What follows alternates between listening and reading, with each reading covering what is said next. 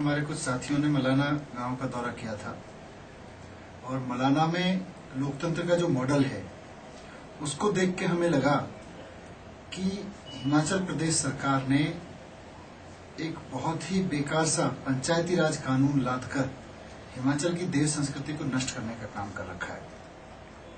ये कानून किस सरकार में बना, पंचायती राज कानून कैसे बना, मैं उस पर नहीं जाना चाहता, लेकिन मैंने ये देखा कि मलाना के लोगों की पीड़ा है कि पंचायती राज कानून उनकी संस्कृति को नष्ट कर रहा है, उस ग्राम समाज में डिवाइड पैदा कर रहा है, तरह तरह के आपस के झगड़े पैदा कर रहा है।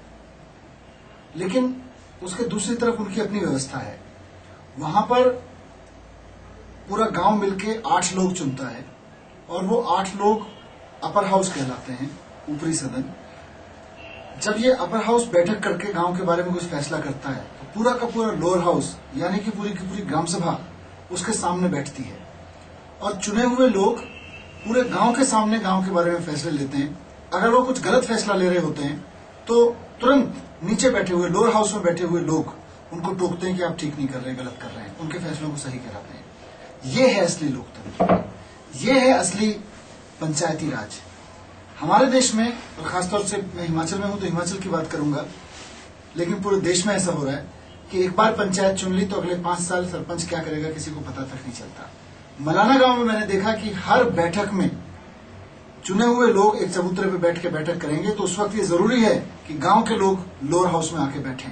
तो वहां अपर हाउस और लोअर हाउस का जो कॉन्सेप्ट है वो बहुत यूनिक है, पूरे देश में कहीं देखने को नहीं मिलता। वहां मुझे ये लगा कि पूरे देश की सड़ चुकी राजनीति को यही व्यवस्था सुधार सकती है।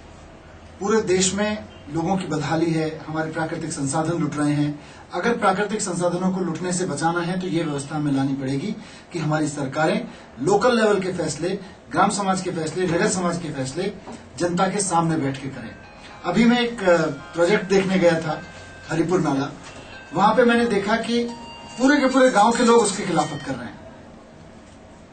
सब लोग चाहते हैं कि वहां प्रोजेक्ट न लगे, लेकिन चुनी हुई सरकार जिद पे अड़ी हुई है कि हम वो प्रोजेक्ट वहीं लगाएंगे। तो ये तो चुने हुए लोगों की दादागिरी है। मलाना गांव हमें बताता है कि चुने हुए लोगों की दादागिरी नहीं चलनी चाहिए। चुने हुए लोग जनता के सामने जनता के हिसाब से फैसले लें और जनता अगर कहे कि आपका फैसला गलत है तो उसको वहीं बदला जाए।